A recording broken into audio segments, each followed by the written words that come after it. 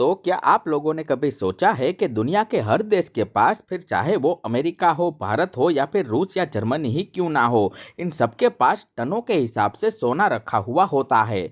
और ये सोना किसी ज्वेलरी शॉप में नहीं बल्कि बहुत ही गुप्त और सुरक्षित तिजोरियों में बंद होता है, जहाँ पर आम आदमी तो दूर और बड़े बड़े नेता भी बिना इजाज़त के इसके अंदर नहीं जा सकते, वैसी जगह पे रखते हैं। तो अमेरिका के पास लगभग 8,133 टन के आसपास सोना मौजूद है और जर्मनी के पास करीब 3,350 टन का, और हमारे भारत देश के पास भी लगभग 800 टन से ज़्यादा सोना मौजूद है, जो हमारे रिजर्व बैंक यानी आरबीआई संभालता है। तो अब सवाल ये आता है कि जब आज के ज़माने में हम यूपीआई से पेमेंट करते हैं या फिर क्रेडिट कार्ड चलाते हैं और डिजिटल करेंसी की बातें होती है, तो फिर देश आज भी इतना पुराना और भारी भरकम सोना क्यों जमा करके रखते हैं और इसका क्या फ़ायदा है। साथ ही ये जानेंगे कि क्या किसे दिखाव के लिए ये रखते हैं या फिर इसके पीछे कोई बहुत ही बड़ा आर्थिक राज छुपा हुआ है। तो ये जानने के लिए आज के इस वीडियो को पूरा लास्ट तक जरूर देखिएगा, क्योंकि आज के इस वीडियो में हम बिल्कुल शुरू से लेकर आखिर तक पूरी डिटेल के साथ समझेंगे कि गोल्ड रिजर्व आखिर में होता क्या है और ये कहाँ और कैसे रखा जाता है। साथ ही इसका इतिहास जानेंगे, देश इसे क्यों जमा करते हैं इसके बारे में जानेंगे, और भारत की सोने की कहानी क्या थी और आने वाले समय में इसका भविष्य क्या है। तो ये सब आज की इस वीडियो में जानेंगे, तो वीडियो को शुरू से आखिर तक जरूर देखिए, और क्योंकि हर एक पॉइंट बहुत ही काम का है। तो चलिए शुरू करते हैं आज के इस वीडियो को। सबसे पहले हम समझ लेते हैं कि गोल्ड रिजर्व की बेसिक परिभाषा क्या है। तो सबसे पहले हम समझते हैं कि गोल्ड रिजर्व होता क्या है, क्योंकि बिना इसको जाने आगे की कहानी आपको पता नहीं चलेगी। तो आसान भाषा में अगर हम समझे तो गोल्ड रिजर्व का मतलब होता है वो सोना जो किसी देश के सरकार या उसके सेंट्रल बैंक, जैसे भारत में आरबीआई है और अमेरिका में फेडरल रिजर्व है, उनके पास सुरक्षित रखा होता है, यानी कि किसी देश के रिजर्व में पड़ा होता है, उसे गोल्ड रिजर्व कहते हैं। और ये सोना बाजार में बेचा नहीं जाता और ये देश की संपत्ति के तौर पर ही रहता है, एक तरह के बैकअप के रूप में इसको रखा जाता है। तो अब आप सोच रहे होंगे कि ये तो वैसा ही हुआ जैसे हम अपने घर में इमरजेंसी के लिए कुछ पैसे बचा के रखते हैं, ठीक वैसे ही। तो बिल्कुल सही सोचा आपने, देश भी बिल्कुल इसी तरह से सोना जमा करके अपने पास रखता है, ताकि अगर कभी आर्थिक संकट आ जाए या फिर कोई युद्ध हो या करेंसी की वैल्यू गिरने लगे तो ये सोना देश को सहारा दे सके, इसलिए।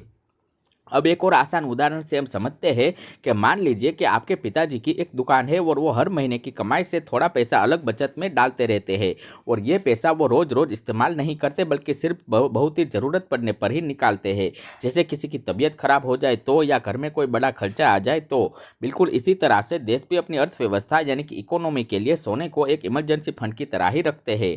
तो अब यहाँ पर एक जरूरी बात को समझ लीजिए, गोल्ड रिजर्व सिर्फ सोने की ईंटों यानी कि गोल्ड बार के रूप में ही नहीं होता, बल्कि इसे कई रूपों में रखा जा सकता है, जैसे कि फिजिकल गोल्ड बार्स के रूप में, यानी असली सोने की ईंटें जो कि गोल्ड वाउट में रहती है। उसके बाद आता है गोल्ड कॉइन्स, जो कि कुछ देश सोने के सिक्कों को भी संग्रहित करते हैं। उसके बाद आता है दूसरे देशों के पास रखा हुआ गोल्ड।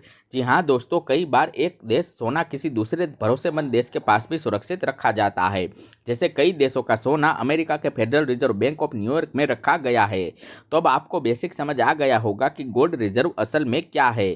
तो अब चलिए समझते हैं कि ये चीज़ शुरू कहाँ से हुई थी।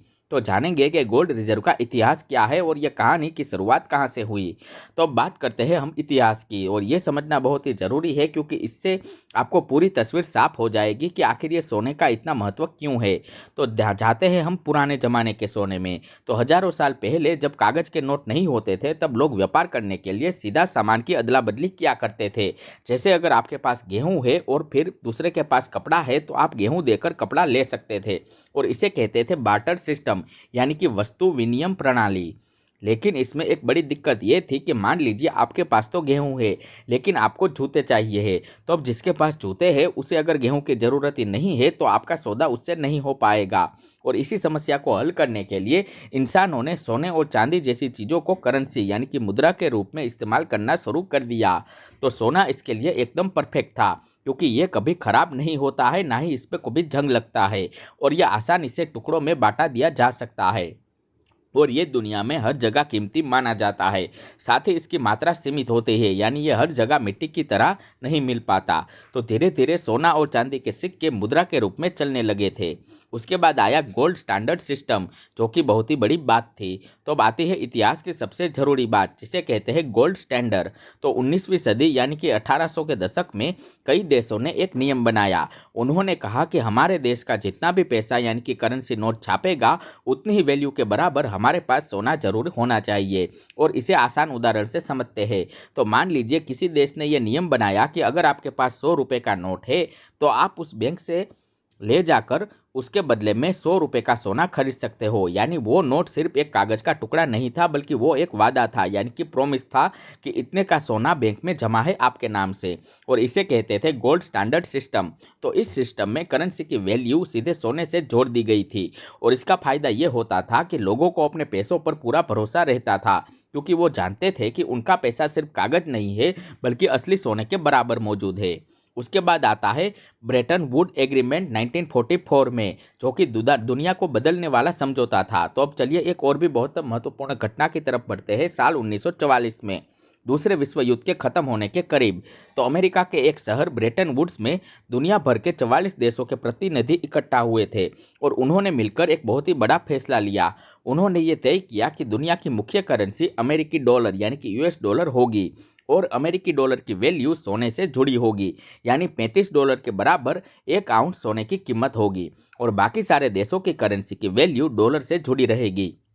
और इसका मतलब ये हुआ कि पूरी दुनिया की अर्थव्यवस्था घूम फिरकर सोने पर ही टिकी हुई थी। इसलिए हर देश को सोना जमा करना जरूरी हो गया, ताकि वो अपनी करेंसी की वैल्यू को साबित कर सके। फिर आता है 1971, जब सोने से करेंसी का रिश्ता टूट दिया जाता है, यानी कि तोड़ दिया जाता है। तो अब एक बहुत ही दिलचस्प मोड़ आता है साल 1971 में। अमेरिका के तत्कालीन राष्ट्रपति रिचर्ड निक्सन ने एक बड़ा ऐलान किया और उन्होंने कहा कि अब अमेरिकन डॉलर को सोने से साथ नहीं जोड़ा जाएगा। यानी अब कोई भी व्यक्ति डॉलर लेकर जाकर उसके बदले में सोना नहीं मांग सकता। और इस फैसले को निक्सन शॉक का नाम दिया गया। इसके बाद दुनिया की करेंसी सिस्टम पूरी तरह से बदल गई। तो अब करेंसी की वैल्यू सोने से नहीं बल्कि फियाट करेंसी सिस्टम से तय होने लगी। तो जानते हैं कि ये फियाट करेंसी का मतलब क्या होता है?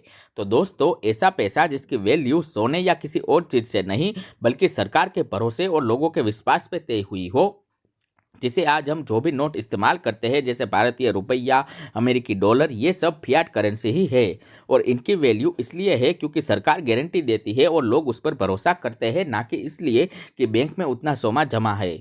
तो लेकिन दिलचस्प बात यह है कि गोल्ड स्टैंडर्ड हटने के बावजूद भी देशों ने सोना जमा करना बंद नहीं किया, बल्कि आज भी हर देश भारी मात्रा में सोना जमा करता है। अब सवाल यह आता है कि जब करेंसी को सोने से सीधा कानूनी कोई रिश्ता नहीं रहा, तो फिर देश आज भी इतना सोना क्यों रखते हैं? और इसी का जवाब हम विस्तार से आगे समझने वाले हैं। तो अब जानते हैं कि देश आज भी इतना गोल्ड क्यों रखते हैं अपने पास। तो अब आते हैं इस वीडियो के सबसे जरूरी हिस्से पर। चलिए एक एक करके सारी वजहों को मैं आपको समझाता हूँ कि देश आज के ज़माने में भी इतना सोना क्यों जमा करके रखते हैं। तो इसकी वजह नंबर 1 है कि भरोसे और स्थिरता के लिए, यानी कि ट्रस्ट और स्टेबिलिटी के लिए। सोना दुनिया की एकमात्र ऐसी चीज़ है जिस पर हजारों साल से हर सभ्यता, हर धर्म और हर देश के लोग भरोसा करते हैं। चाहे कोई भी सरकार बदल जाए, कोई भी युद्ध हो जाए, या सोने की कीमत और उसकी इज्जत कभी कम नहीं होती है। इसके उलट अगर करेंसी नोट सिर्फ एक कागज होता है, अगर किसी देश की सरकार गिर जाए या अर्थव्यवस्था बुरी तरह से गिर जाए, तो उस देश की करेंसी की वैल्यू भी जीरो हो सकती है। लेकिन सोने के साथ ऐसा नहीं होता। इसलिए सोना रखने से देश की अर्थव्यवस्था में एक भरोसे की मजबूती यानी कि नींव बनती है। उसके बाद बात करते हैं वजह नंबर 2 की, जो कि है महंगाई से बचाव होना। अब एक बहुत ही ज़रूरी कॉन्सेप्ट समझ लीजिए कि महंगाई यानी कि इन्फ्लेशन। महंगाई का मतलब है कि समय के साथ चीज़ों की कीमतें बढ़ती जाती है और पैसों की वैल्यू कम होती जाती है। जैसे आज के 20 साल पहले 10 रुपये में जितना सामान आता था, आज उतना सामान नहीं आता। तो अब जब महंगाई बढ़ती जा रही है तो करेंसी की वैल्यू भी घटती जाती है।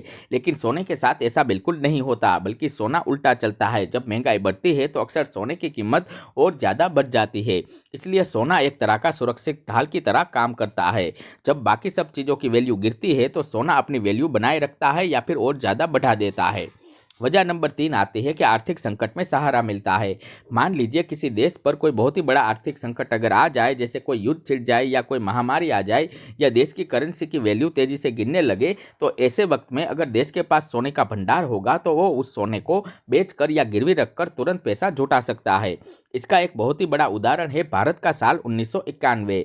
1991 में भारत बहुत ही बड़े आर्थिक संकट में फंस गया था। उस वक्त देश के पास इतना विदेशी मुद्रा भंडार यानी कि फॉरेन एक्सचेंज रिजर्व नहीं बचा था कि वो विदेश से जरूरी सामान जैसे पेट्रोल डीजल वगैरह इंपोर्ट कर सके। और उस वक्त भारत सरकार ने अपना सोना गिरवी रखकर यानी कि उधार के बदले सोने को बैंक में जमा करके पैसे जुटाए थे। और इस बारे में हम आगे और भी विस्तार से समझने वाले हैं। तो यही वजह है कि सोना एक इमरजेंसी फंड की तरह काम करता है जो देश को बुरे वक्त में डूबने से बचाता है।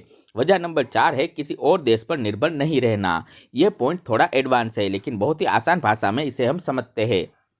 जब कोई देश अपना पैसा डॉलर या दूसरी करेंसी के रूप में रखता है तो वो असल में किसी दूसरे देश जैसे कि अमेरिका पे भरोसा कर रहा होता है कि वो करेंसी अपनी वैल्यू बनाए रखेगी।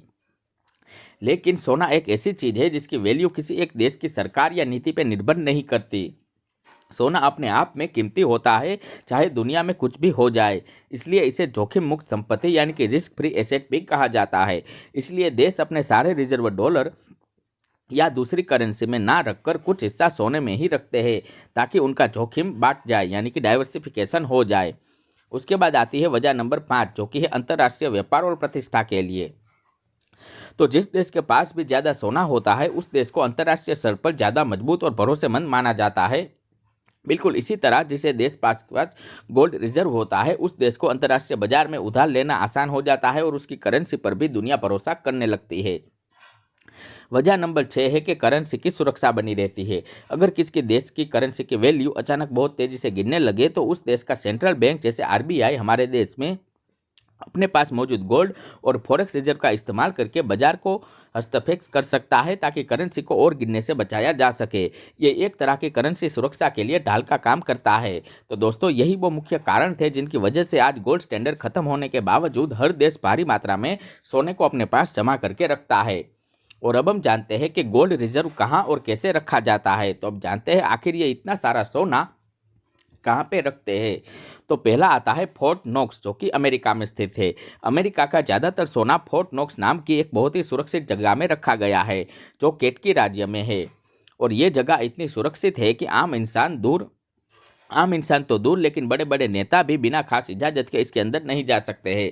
यहाँ पर मिलिट्री गार्ड्स, टैक्स और हर तरह की हाई सिक्योरिटी मौजूद रहती है। उसके बाद आता है बैंक ऑफ इंग्लैंड में जो कि लंदन में स्थित है। तो लंदन में मौजूद बैंक ऑफ इंग्लैंड की तिजोरियों में दुनिया के कई देशों का सोना रखा हुआ है। दिलचस्प बात यह है कि ब्रिटेन का ही सिर्फ सोना नहीं बल्कि कई दूसरे देश भी अपना सोना यहाँ पर सुरक्षित रखवाते हैं क्योंकि इसे दुनिया की सबसे सुरक्षित जगहों में से एक माना जाता है। तो अब बात करते हैं हमारे भारत देश की कि भारत में सोना कहाँ पर रखा गया है। तो भारत का सोना 3 जगहों पर रखा जाता है। कुछ हिस्सा आरबीआई के पास यानी कि रिजर्व बैंक ऑफ इंडिया की अपनी तिजोरियों में भारत के अंदर ही, और कुछ हिस्सा बैंक ऑफ इंग्लैंड में यानी कि विदेश में। वहीं कुछ हिस्सा बीआईएस यानी कि बैंक ऑफ इंटरनेशनल सेटलमेंट के पास जो कि स्विट्जरलैंड में स्थित है।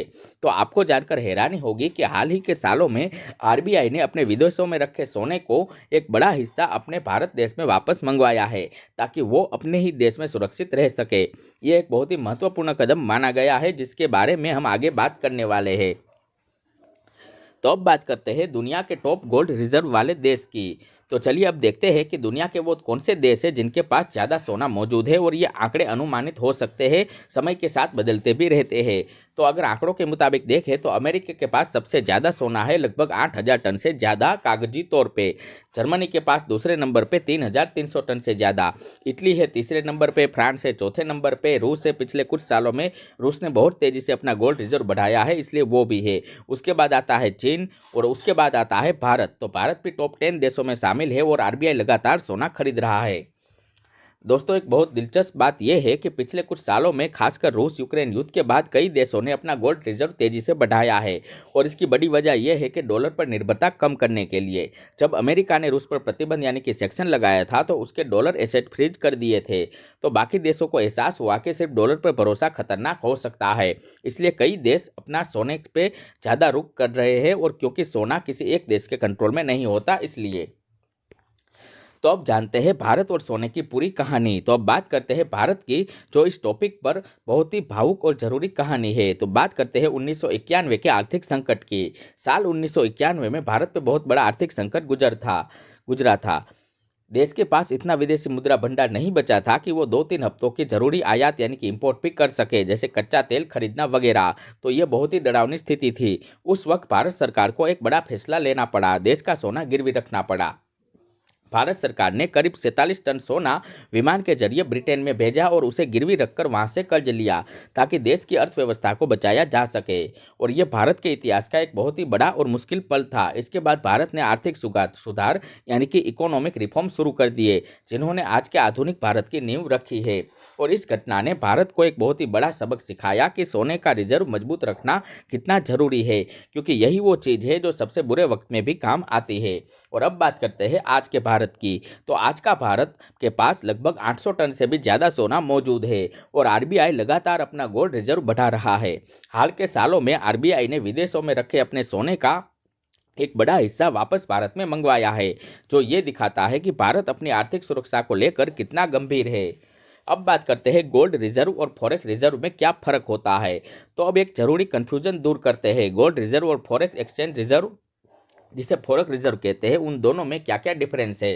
तो दोस्तों, फॉरेक्स रिजर्व का मतलब होता है वो सारी विदेशी करेंसियाँ जैसे डॉलर, यूरो और दूसरी संपत्तियाँ जो देश के पास सुरक्षित रखी होती है, और इसे गोल्ड रिजर्व में भी शामिल होता है। लेकिन सिर्फ गोल्ड ही नहीं होता, इसमें डॉलर, यूरो, दूसरे देशों के सरकारी बॉन्ड और आईएमएफ का जमा पैसा भी शामिल होता है फॉरेक्स रिजर्व में। तो आसान भाषा में समझे तो गोल्ड रिजर्व फॉरेक्स रिजर्व का ही एक हिस्सा है। पूरा फॉरेक्स रिजर्व एक बड़ा बॉक्स होता है, और उसके अंदर सोना एक छोटा लेकिन बहुत ही महत्वपूर्ण हिस्सा होता है। भारत के कुल विदेशी मुद्रा भंडार में सोने का हिस्सा लगभग 8 से 10% तक का है, और बाकी हिस्सा डॉलर और दूसरी करेंसी में रखा होता है। अब जानते हैं क्या भविष्य में गोल्ड रिजर्व की ज़रूरत खत्म हो जाएगी। तो अब आते हैं हमारे सबसे दिलचस्प सवाल पर, जो कि अक्सर लोग पूछते रहते हैं। क्या आने वाले समय में जब डिजिटल करेंसी और क्रिप्टो करेंसी जैसी चीज़ें आगे बढ़ेगी तो क्या देशों को अभी भी सोने की ज़रूरत रहेगी या नहीं। तो इसका जवाब है हाँ, बिल्कुल रहेगी। और इसकी वजह यह है कि डिजिटल करेंसी चाहे कितनी भी आधुनिक क्यों ना हो जाए, उसकी वैल्यू भी आखिरकार भरोसे और सरकार की गारंटी पर ही टिकी होती है। लेकिन सोने की वैल्यू हजारों सालों से बिना किसी सरकार की गारंटी के भी बनी हुई है। और यही वजह है कि आज भी दुनिया के सबसे बड़े अर्थशास्त्री और सेंट्रल बैंक सोने को अल्टीमेट सेफ हेवन यानी कि सबसे भरोसेमंद और सुरक्षित संपत्ति मानते हैं। बल्कि पिछले कुछ सालों में तो सेंट्रल बैंकों ने पहले से भी ज़्यादा तेजी से सोना खरीदना शुरू कर दिया है, खासकर वैश्विक अनिश्चितता को देख के और युद्ध और आर्थिक तनाव के इस दौर में।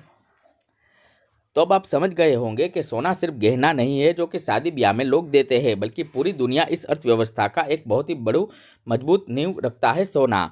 और ये हर देश की ताकत और भरोसे और सुरक्षा का प्रतीक है। तो अगर आपको ये वीडियो पसंद आया हो और आपने कुछ नया सीखा हो तो वीडियो को लाइक जरूर कीजिएगा और हमारे चैनल को सब्सक्राइब जरूर कर दीजिएगा। और नीचे कमेंट करके हमें बताइए कि आपको अगले कौन से टॉपिक पे वीडियो चाहिए, और इसमें से सबसे अच्छा टॉपिक और दिलचस्प टॉपिक आपको कौन सा लगा, ये कमेंट करके जरूर बताना। और अब तक अगर आप हमारे व्हाट्सएप चैनल से नहीं जुड़े हैं तो हमारे व्हाट्सएप चैनल से ज़रूर जुड़ जाइए। नीचे डिस्क्रिप्शन में आपको लिंक दिया गया है।